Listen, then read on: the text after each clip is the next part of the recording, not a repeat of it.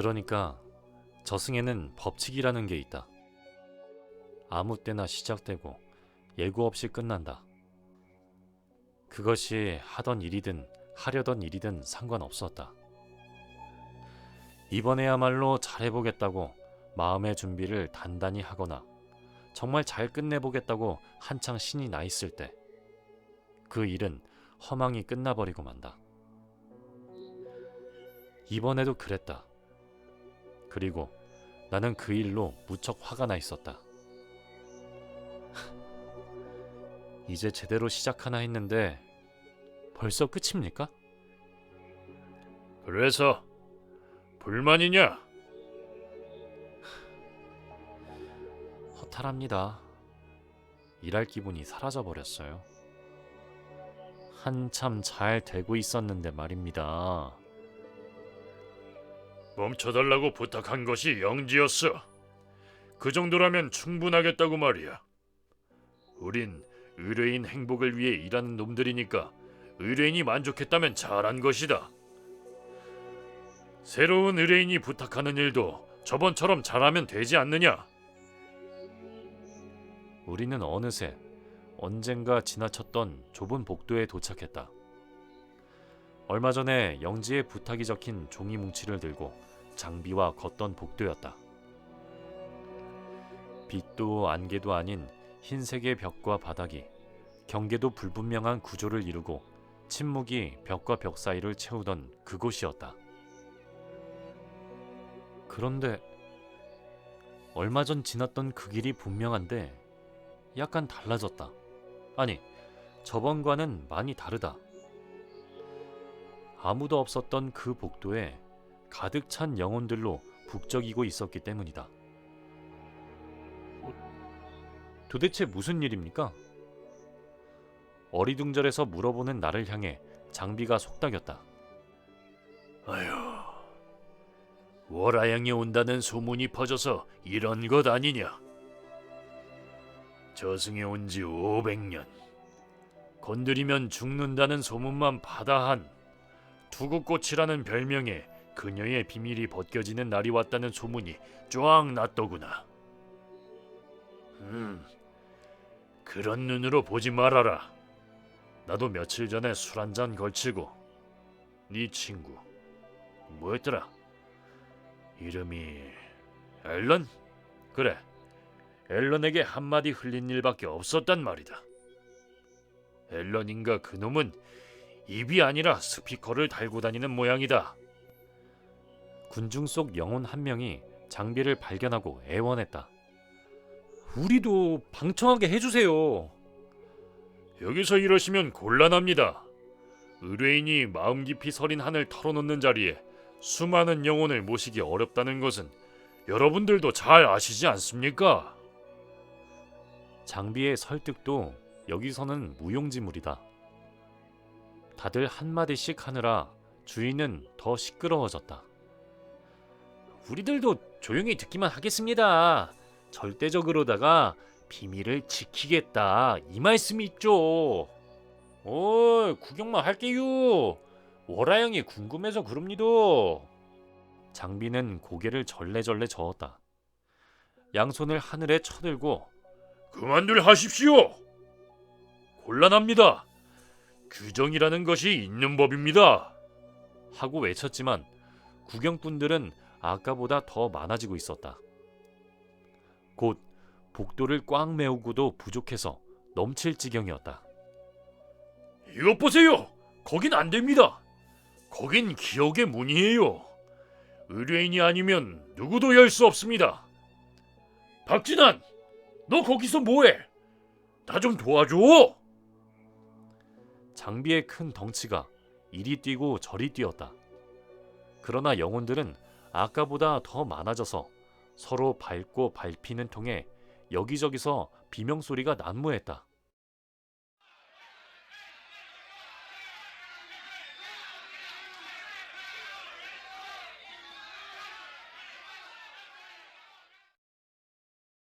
소음을 갑자기 멈춘 이유는 장비의 외침도 영혼들의 비명소리도 아니었다. 월하양이 등장한 것이다.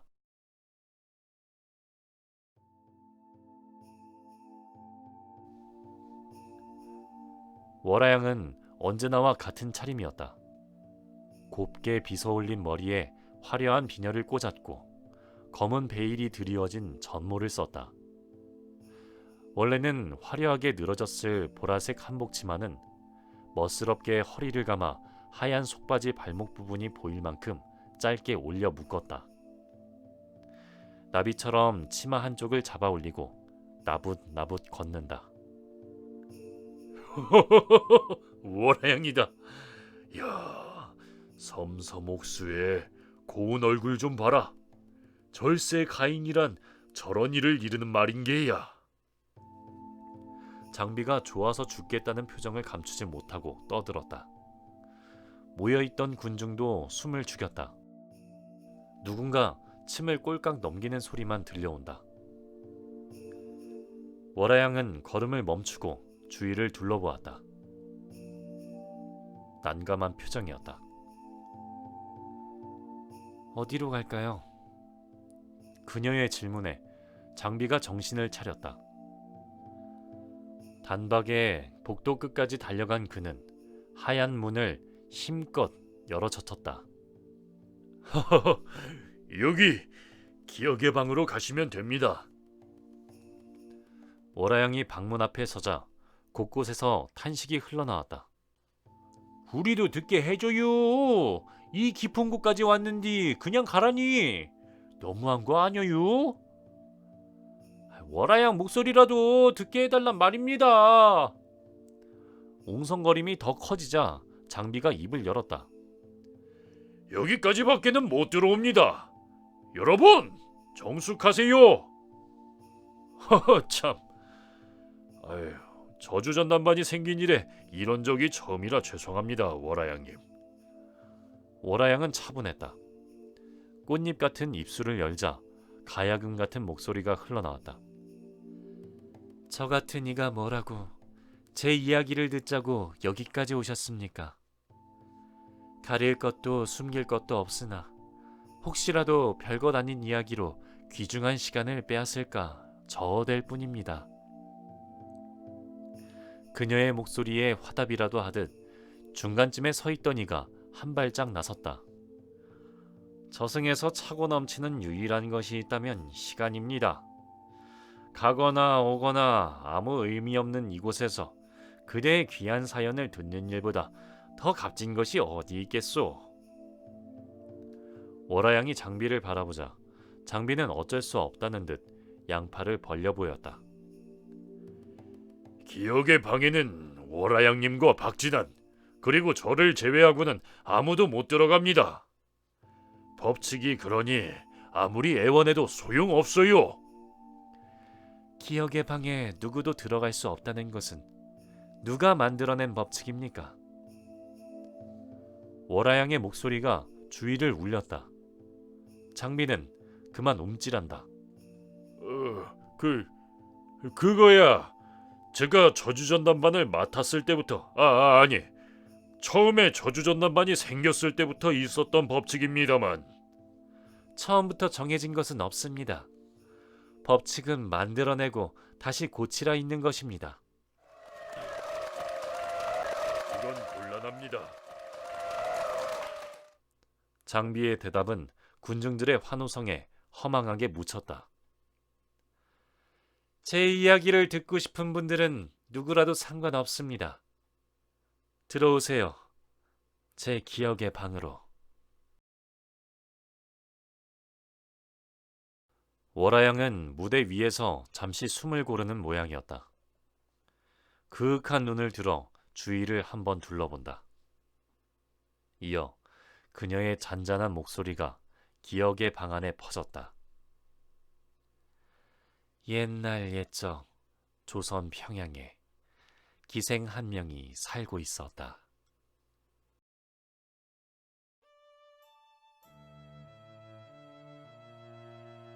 마치 피리를 불듯 짧은 시작이었다.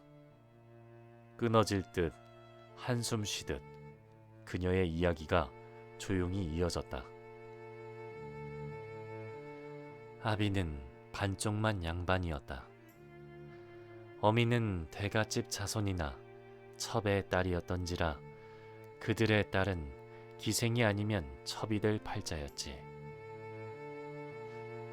아비의 손에 끌려 엽전 한 꾸러미의 기생집에 팔려갔으니 그때가 6살. 다행스럽게도 멍청하지 않아 악기와 춤, 노래와 글을 얼른 깨우쳤고 바느질과 서화도 제법 잘한다는 소문이 났었다. 기생이라 여기저기 불려다녔으나 나부끼지 않았고 허튼 웃음 한 번 판 적 없었다. 그녀는 서화에 빠져 있었지. 눈만 뜨면 붓을 쥐고 밥 먹는 것도 잊었다. 시를 짓고 그림을 그리고 색깔을 입혔다. 한 획 한 획 종이에 붓이 닿을 때마다 그녀는 숨을 쉬고 꿈을 꾸었어. 그림 속에서 한없이 자유로워지는 꿈을. 그림을 그리는 동안만큼은 한 명의 예인이었을 뿐 기생도 천한 것도 여인도 아니었으니. 그녀가 18살이 되던 해 추석 무렵 큰 태풍이 있었다. 동네 뒷산이 무너져 내려 산 아래 논밭이란 논밭은 모조리 쓸려 내려간 것이다. 태풍이 지나간 마을에는 유례없는 기근이 들었다.